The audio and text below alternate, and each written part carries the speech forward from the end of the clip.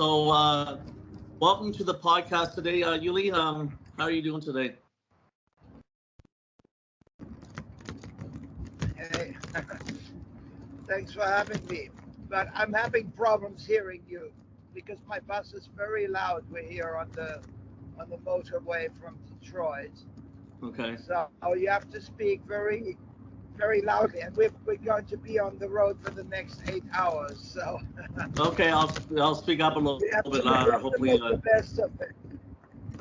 sounds good. So you have over 40 years in the music business with the Scorpions and an amazing solo career. That's incredible. The tour kicked off April 2nd in Arizona. It's called the Interstellar Sky Guitar World Tour. How's that been going for you? It's going very well. I mean, it's probably my best tour in the States so far, which says something because I've been here so often. It's very enjoyable, and it's an unusual tour because every night we're doing two shows, two completely different shows actually. Um, the first half is just me by myself with a big screen and an evening with Uli Jon Roth.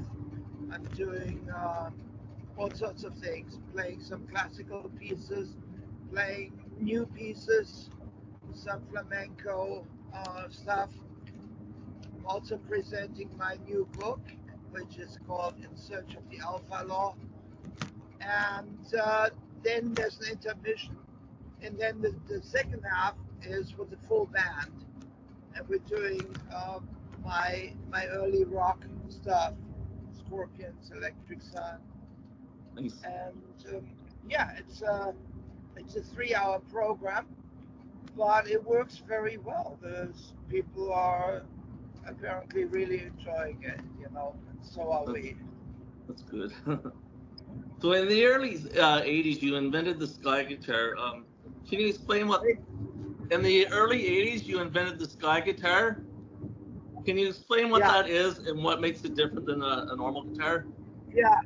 The Sky guitar is an electric guitar, which is an extension of the traditional electric guitar, like a Fender Stratocaster or Gibson Les Paul guitar. Um, it can do all these things that the traditional guitar can do, but it has a much uh, uh, bigger tonal range. That means I can play much higher on the Sky guitar than on a normal guitar, which is exactly what I wanted. Even back in the Scorpions days, I literally ran out of frets quite often. My guitar solos, and I wanted to go a little higher, and I couldn't. So that's how the Sky guitar came into being. I wanted to extend it, and that brought with it the playability, and later on I also added a seventh string, a bass string. And my flamenco Sky guitar has 9 strings even. It's got a very broad, big range. Wow. You can, it's almost like a piano. Now you're making me want to go to the Toronto show to see it. So it'd be real cool to check it out. Sorry, I didn't get that. It'll be really cool when you come to Toronto to see what's going on with the band and watching you play. That'll be amazing.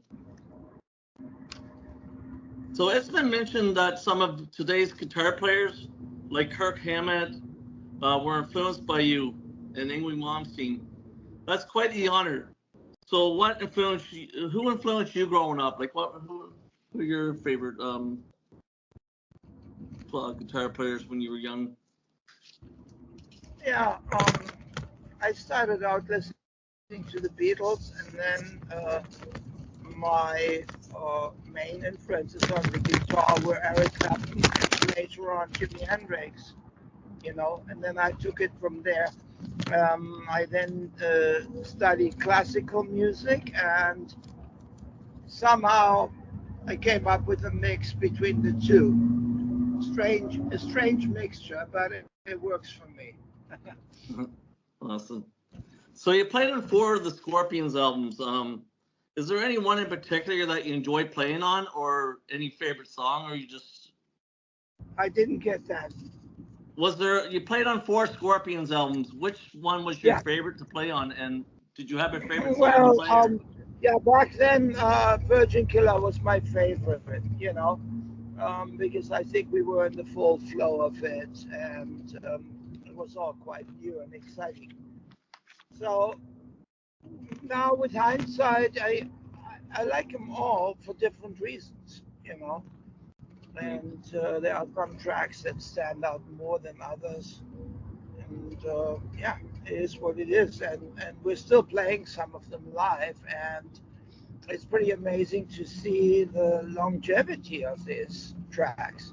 You know, some are like 50 years old, and when we play them, it seems like they were written yesterday. Yeah, it's it's quite it's actually quite something. Yeah, they were amazing albums. I just started listening to them again today, and it's like those were some of the best ones, to be honest. Yeah.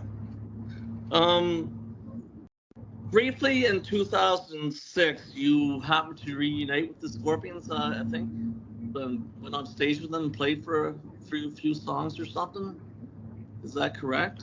Yeah, we did quite a few shows, you know, at least 20 or so. I'm not sure now, in various countries, and that went on for a few years, where we played festivals or tours, and yeah, I enjoyed that. So when was the last time that you would have been on stage with them at all? As far as I remember, that was in Japan.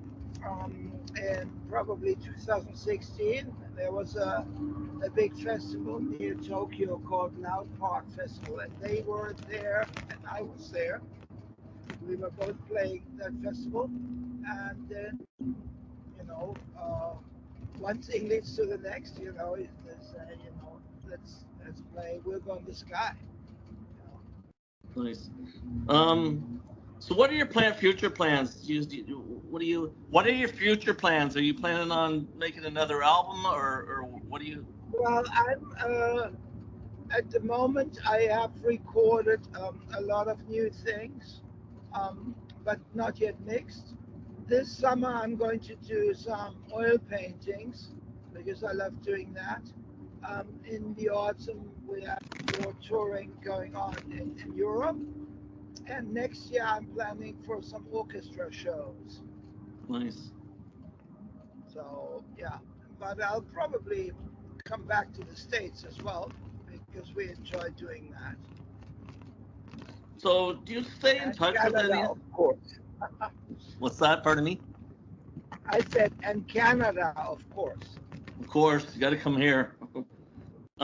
So do you stay in touch with any of the former Scorpion members? Do you stay in contact with them Not at all? recently. I mean, you know, whenever we meet, it's like a family thing, and these things don't go away. It's like a natural, you know, well, you know what it's like when you meet people that you've known for so long and had a strong relationship with. It never goes away.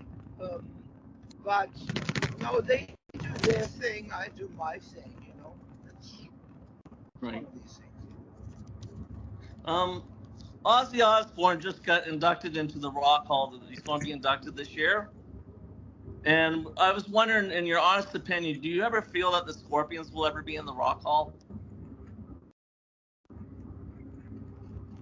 I don't know anything about these things. You know, I mean, as far as the Rock and Roll Hall of Fame, it's like a commercial thing.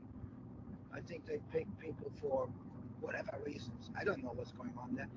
But I do know the Cleveland, the museum, Rock and Roll of Fame.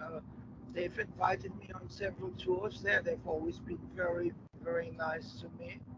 And it's always uh, cool to be there, you know. Nice.